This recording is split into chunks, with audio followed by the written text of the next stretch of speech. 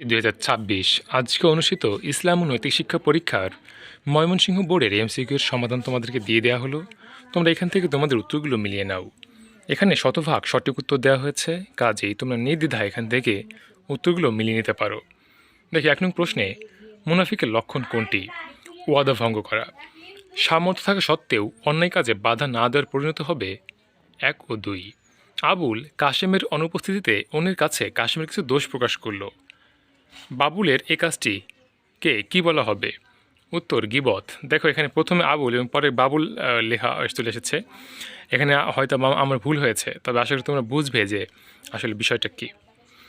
ফরিদ সর্বদা আল্লাহর উপস্থিতি অনুভব করে, তাই সে কোনো প্রকার অন্যায় করতে সাহসী হয় না। তাকে আমরা কি বলতে পারি?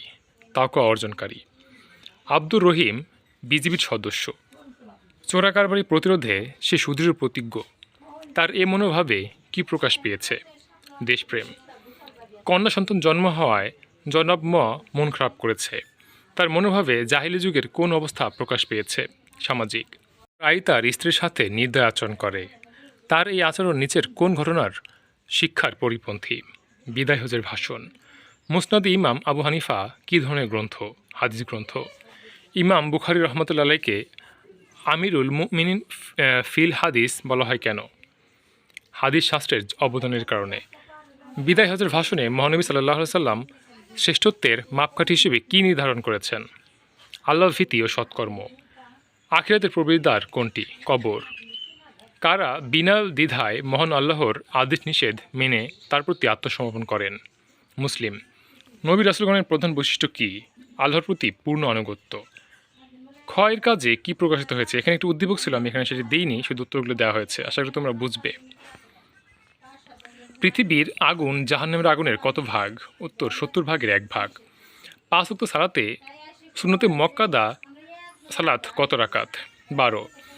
কুরআন মজিদে উম্মতে মুহাম্মাদিকে বলা হয়েছে 1 ও 3। ইসলামী জীবন পদ্ধতি বা জীবন পদ্ধতিকে কি বলা হয়ে থাকে? শরীয়ত। রফিক সাহেবের কাজে কোন সূরার শিক্ষা প্রতিফলিত হয়েছে? এখানে একটু উদ্দীপক ছিল, সেটা এখানে উল্লেখ করা হয়নি, শুধু উত্তর দেওয়া হয়েছে। আশা করি তোমরা বুঝবে বিষয়টা। শরীয়তের প্রধান উৎস কয়টি? 4টি। সূরা মাউনের প্রথম আয়াতে কাফের ও মুনাফিকদের কোন বৈশিষ্ট্যটি উল্লেখ রয়েছে? বিচার দিবসকে অস্বীকার করা। ডক্টর সিরাজুল হকের দ্বিতীয় কাজটি কী হিসেবে বিবেচিত হবে? জিহাদে কাবির। ডক্টর সিরাজুল হকের প্রথম কাজের সুফল হল 1 ও 3। জাকাত ইসলামের কততম স্তম্ভ? তৃতীয়।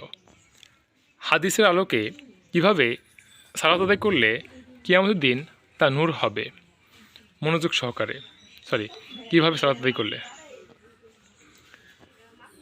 শ্রমিক যখন মালিকের কাজ সঠিকভাবে করে এবং একনিষ্ঠভাবে আল্লাহর ইবাদত করে, তাকে কী পরিমাণ প্রতিদান দেওয়া হবে? দ্বিগুণ। আল্লামা ওয়াকি রহমতুল্লাহ আলাই এর মতে শিক্ষার্থীর একমাত্র বৈশিষ্ট্য কোনটি? পাপ কাজ বর্জন করা। আল্লাহর পথে যে বান্দার দুপায়ে ধুলি লাগে তাকে জাহান্নামের আগুন স্পর্শ করবে না। এই হাদিসে কিসের ফজিলত বর্ণনা করা হয়েছে? জিহাদের। আশা করি তোমাদের ম্যাক্সিমাম প্রশ্ন উত্তরই সঠিক হয়েছে। তোমাদের জন্য অনেক বেশি শুভকামনা রইল। ধন্যবাদ।